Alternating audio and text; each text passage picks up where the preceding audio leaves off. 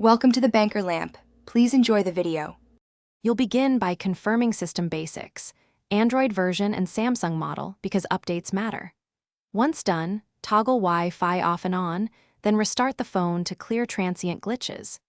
Next, forget the problematic network and reconnect, entering the password carefully. This resets stored credentials and DHCP leases. Do these 3 immediately so you're not chasing random causes. These steps eliminate the most common software mismatches and cached errors without deeper changes. Once the basics are done, dive into settings. Disable Smart Network Switch or any auto switch to mobile data because that causes lost Wi-Fi. Then open Advanced Wi-Fi and either renew the DHCP lease or set a static IP if your router assigns unstable addresses. This prevents random drops.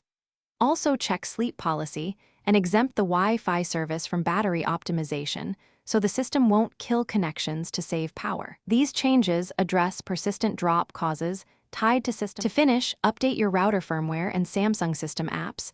Outdated firmware can clash with your phone.